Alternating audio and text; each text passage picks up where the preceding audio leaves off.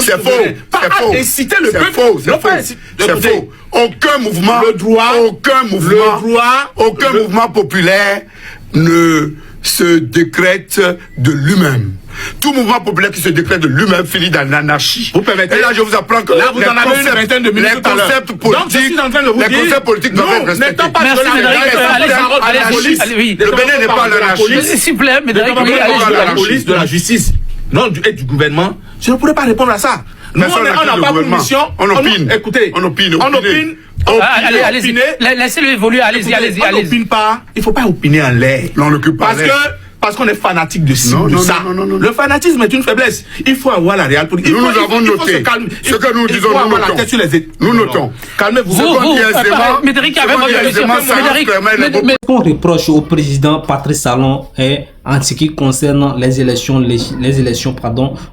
présidentielles ou législatives au niveau du Bénin. Il y a beaucoup de choses qui se disent, beaucoup d'inquiétudes, beaucoup de remaniements, beaucoup de demandes. Alors, le président Nissofo Soglo et le président Boni Aye, vous savez, ce sont des partis opposants. Et bien sûr, il y a également, on peut parler également des partis démocratiques au niveau du Bénin. Alors, chers frères et sœurs, ce sont des gens qui ont déjà dirigé ce pays, bien sûr, le Bénin.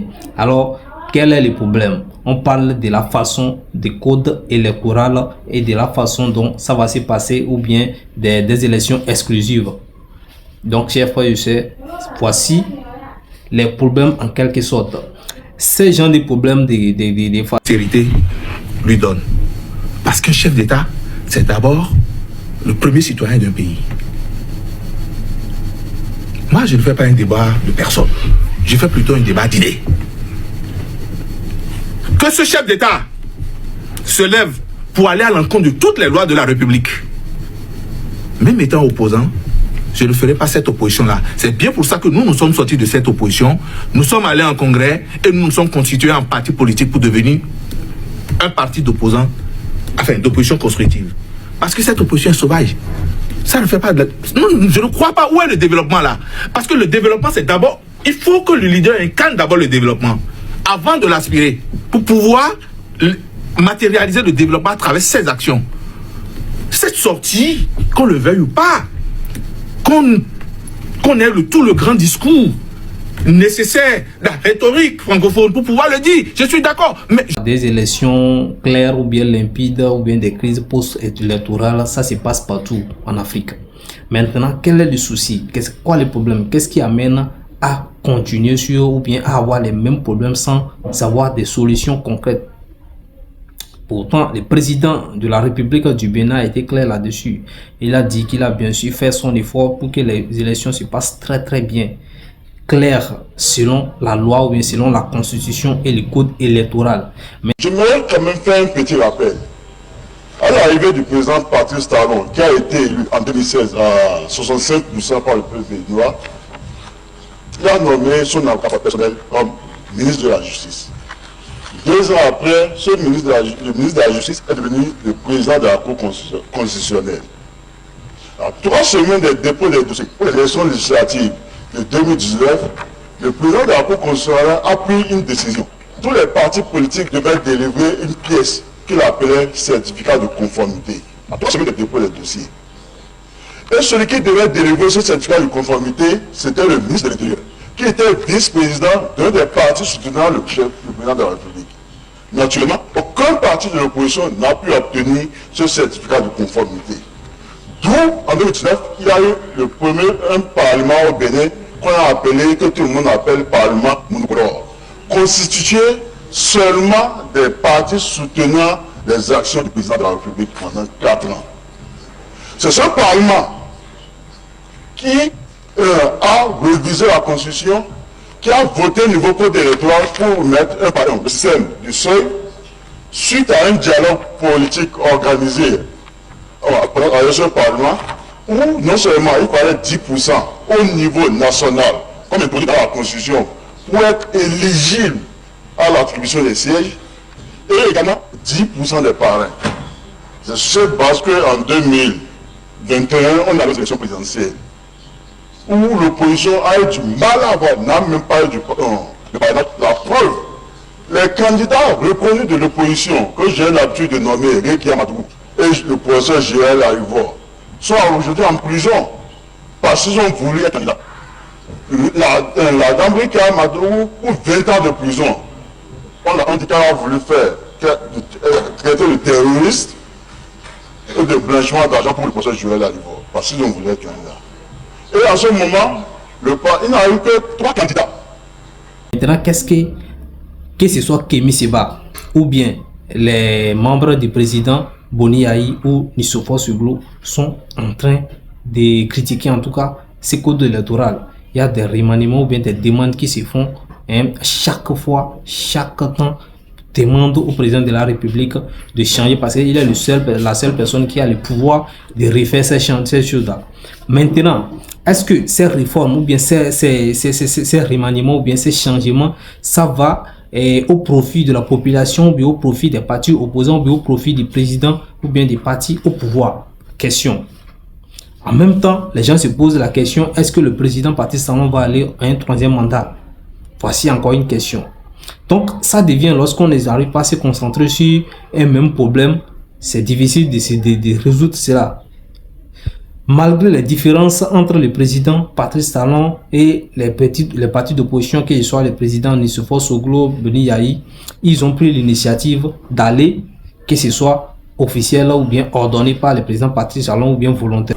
Talon veut avoir un 2e ou 3e mandat à travers sa rigueur ou son zèle vis-à-vis de l'AES ou du Niger, particulièrement en fermant la frontière sous l'injonction du maître. Mais Talon, il se détrompe. Avec les 10%, il n'y avait que 3 duos de candidats. Le président Patrice Talon naturellement a été réélu. On est allé aux élections législatives en 2023. Dans cette condition, également, 3 partis ont pu se faire représenter à l'Assemblée parce qu'il fallait avoir 10% de suffrage au niveau national. Avec ça, on n'a eu que 3 partis. Le 4e parti a eu 4%. Maintenant, à la veille des élections générales qui viennent, on modifie le code électoral pour acquitter de 10% à 15%. Je vais ouvrir une parenthèse pour dire les 15% des partis vont nous faire 28 députés. Le parti de l'opposition, les démocrates, qui n'a que 28 députés. Ça veut dire qu'en réalité, si un député décide de ne pas accompagner son parti, il n'a que le parti du président, du chef de l'État, seul qui peut avoir des candidats pendant les élections présidentielles de 2026. Mieux que les élections présidentielles. La Constitution, en 2023, on avait parlé de 10%. Avec ça, il n'y a que 3 partis. Maintenant, on dit qu'il faut avoir 20%. Pas 20% au niveau national, monsieur le président. C'est 20% dans chacune des 24 circonscriptions électorales. Ça veut dire que même si au niveau national, j'ai 60% de suffrage, et bien j'ai perdu 20% dans une seule circonscription électorale, je vais être député. Et sur les partis qui ont peut-être eu 10% et 13%, parce qu'ils sont en accord de gouvernance, qui vont se partager tous les sièges. C'est ce que nous dénonçons. C'est ce que nous dénonçons. C'est ce que le peuple béninois dénonce. C'est ce que l'Église catholique dénonce. Et c'est pour cette raison. L'opposition béninoise, c'est une opposition responsable, pacifique. Nous voulons des élections libres, transparentes, inclusives.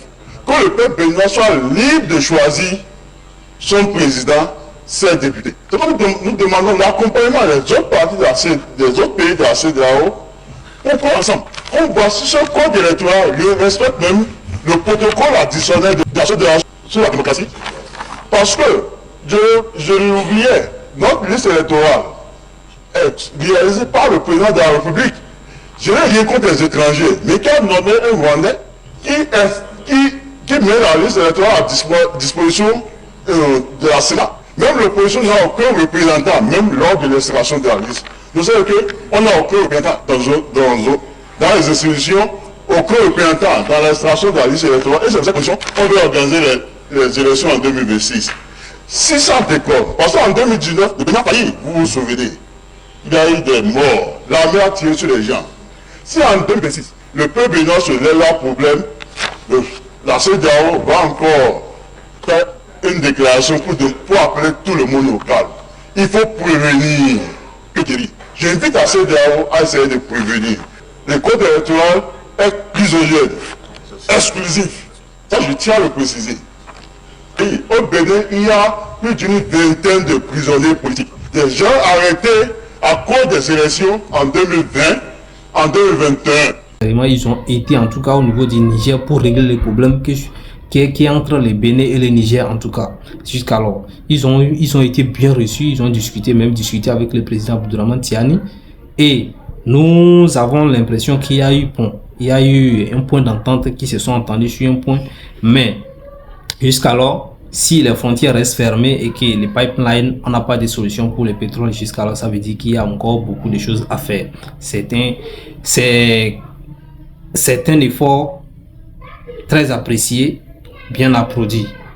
Alors, même après toutes ces actions, si on revient sur les questions du pouvoir et des élections, des situations d'élections, bien des campagnes ou autres, il y a toujours des demandes que les oppositions, les partis d'opposition font au président de la République et qui n'ont pas encore les gains de cause. Voici en quelque sorte les risques ou bien l'inquiétude des partis d'opposition du président Patrice Talon au niveau de la République du Bénin actuellement, bien sûr les Dahomey. Chers frères et sœurs, nous espérons toujours que ces partis, que ce soit les partis d'opposition, les partis au pouvoir, puissent aller en tout cas dans les dialogues pour éviter des violences inutiles ou bien des manifestations inutiles, en tout cas pour arriver à des bonnes causes ou bien à des trucs positifs.